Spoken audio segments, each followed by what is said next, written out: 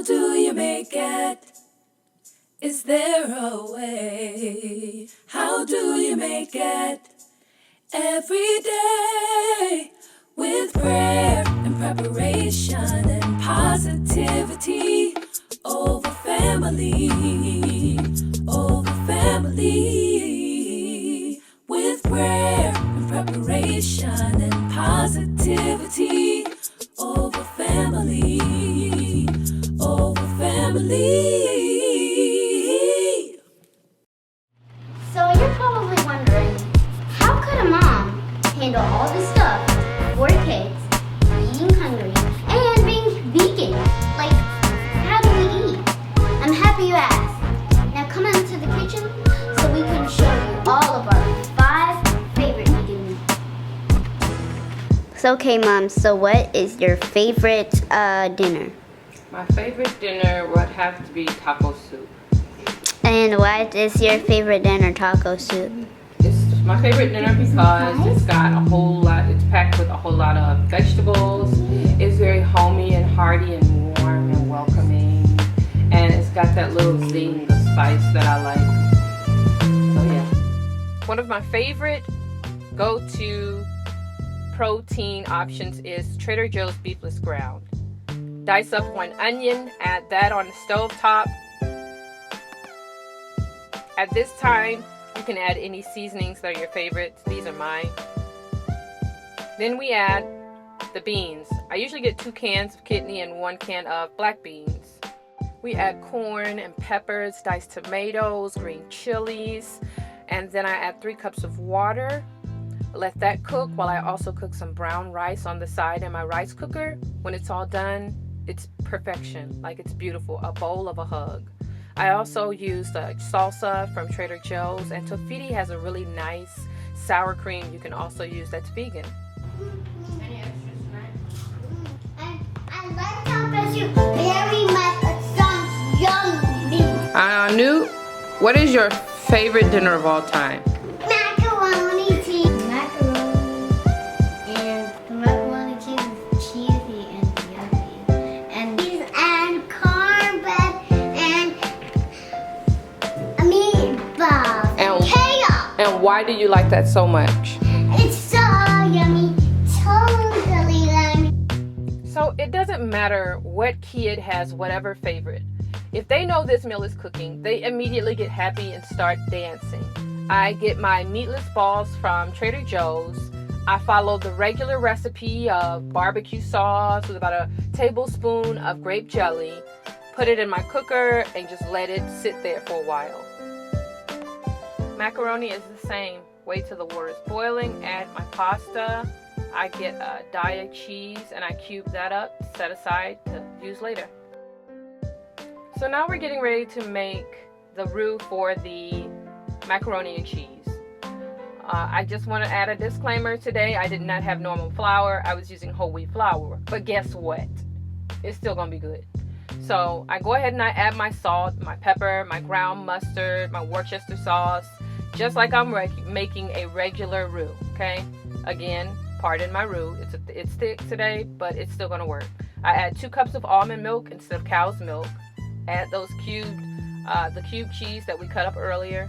Let that just simmer for a little while. You stir it and you see how it works together? Once our oven is ready at 375, we lay our pasta out, add our cheese sauce, and it's okay if the cube cheese did not melt all the way. It's all going to work together in the end. Then we add a little Daiya shredded cheese and then cover it with aluminum foil and put it in the oven to cook. I'm cooking this. When making cornbread, we use some of the same recipes you guys use. We simply opt out eggs for applesauce. And when it comes to milk, we use almond milk. That's it.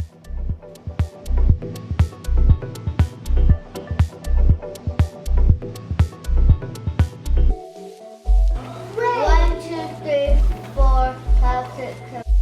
So I get my bag of organic kale, put some water in a pot, just a little bit at the bottom with olive oil, add some salt, pepper, dried onions, and just let that simmer a little while, about 5 minutes. Now with these recipes, texture was not lost. It's still yummy, it's good, and most of all, it's healthy.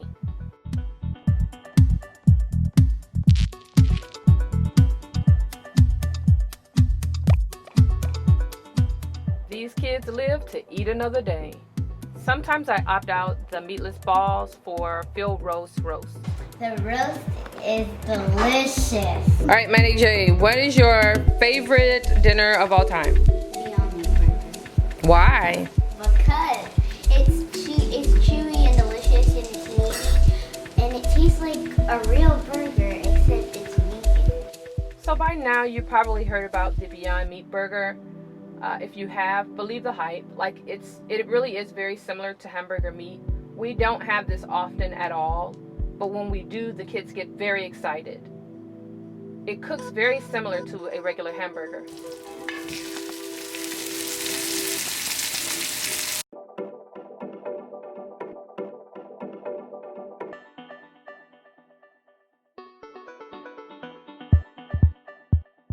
At Trader Joe's, they sell a kale and edamame salad.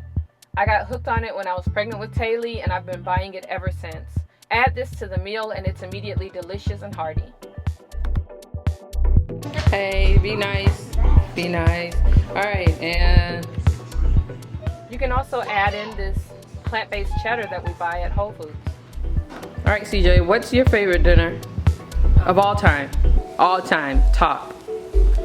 Broccoli and mushroom casserole. And why? Because I like the combination of broccoli and mushrooms and then the cheese to top it off, and it tastes really good overall. All right, to get started with this meal, we start off with about 2 cups of brown rice in the rice cooker. Get that cooking. You can find this portobello mushroom creamy soup at Whole Foods, and it is vegan.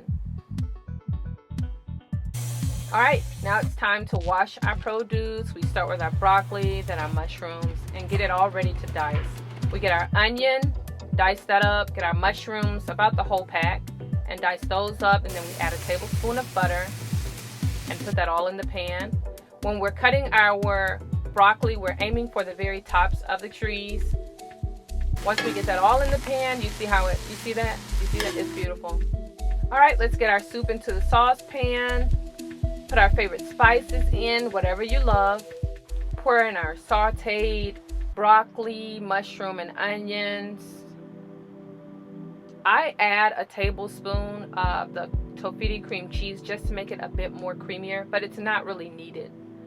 After you have seasoned it well, I pour it over my brown rice, mix it up really good, add some shredded cheese at the top, put some aluminum foil on it, and put it in the oven for between 10 to 15 to maybe even 20 minutes. This is just so all the ingredients can get to know each other. Depending on how I'm feeling, we could have cornbread with this meal or crackers. Is it good? Yeah, it's delicious. Thanks for joining us again. Please hit like, subscribe, tell somebody about us.